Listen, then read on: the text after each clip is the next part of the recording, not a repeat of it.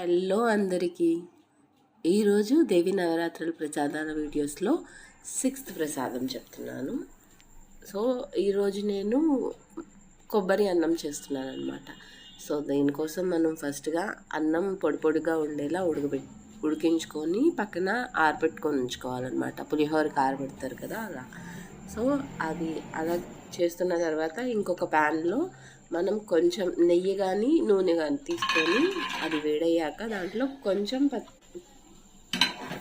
వేరుశనగ పప్పుల్ని వేసి వాటిని కొద్దిగా వేయించుకోవాల్సి ఉంటుంది. అవి ఒక 50% వేగాయి అన్నప్పుడు పచ్చిశనగపప్పు, ఆవాలు, ఇంకా సాయి మినపప్పు ఇవి 3 వేసి ఆవాలు చిటపటలాడిన తర్వాత చిటపటలాడే వరకు వేయించి తర్వాత దాంట్లో మనం దాల్చిన చెక్క చిన్నది ఇంకా లవంగాలు ఒక 2-3 వేసి వేయించుకోవాల్సి ఉంటుంది.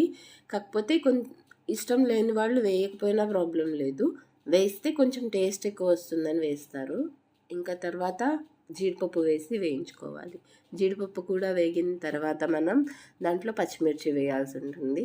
పచ్చిమిర్చి వేగిన తర్వాత అందులో కొంచెం కరివేపాకు వేసి వేయించి ఒక్క చిటికెడంతా ఇంగువ కూడా వేసి వేయించుకోవాల్సి ఉంటుంది. తర్వాత అందులోనే 1 కప్పు కొబ్బరి తురుము అంటే తురుమొచ్చు, లేదు అంటే మిక్సీ అయినా పట్టొచ్చు. మనం ఆ కొబ్బరిని వేసి వేయించుకోవాల్సి ఉంటుంది. ఒక 2 నిమిషాలు వేగిన తర్వాత దాంట్లో కొంచెం ఉప్పు వేసి మనకి ఎంత ఉప్పు అయితే పడుతుందో అంత ఉప్పు వేసి ఫ్రై చేయాల్సి ఉంటుంది.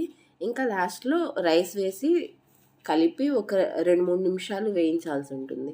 సో ఇది మొత్తం రైస్కి పట్టేలాగా ఆ ఉప్పు ఇదంతా. సో దెన్ మనం అమ్మవారికి నైవేద్యంగా పెట్టుకోవటమే లాస్ట్లో సర్వ్ చేసి. కొబ్బరి అన్నం లాస్ట్లో ఎప్పుడో చాలా డేస్ ముందర ఒక్కసారి ట్రై చేసి తిన్నాను, నాకు చాలా బాగా అనిపించింది.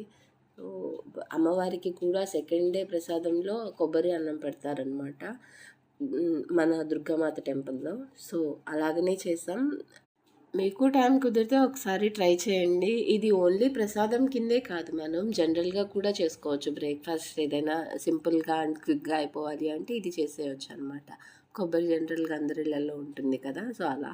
కాకపోతే ఈ వీడియో మీకు ఎలా అనిపించింది అండ్ ఒకసారి మీరు ఏమన్నా ట్రై చేసి నాకు కామెంట్ చేసి చెప్పండి ఎలా వచ్చింది, టేస్ట్ ఎలా ఉండింది అని. నాకైతే పర్సనల్లీ చాలా బాగా నచ్చింది. సో చాలా డేస్ తర్వాత తింటున్నాను, సో అందుకనే ఏమో కానీ చాలా బాగా అనిపించింది నాకు టేస్ట్. సో మీరు కూడా ట్రై చేయండి, కామెంట్ చేయండి. అండ్ ఈ వీడియో నచ్చితే కనుక లైక్ చేయండి, షేర్ చేయండి ఈ వీడియో ఎవరికైనా యూజ్ అవుతుంది అంటే కనుక. అండ్ నా ఛానల్ని సబ్స్క్రైబ్ చేసుకోండి. ఇక్కడ వరకు చూసినందుకు థ్యాంక్ యూ.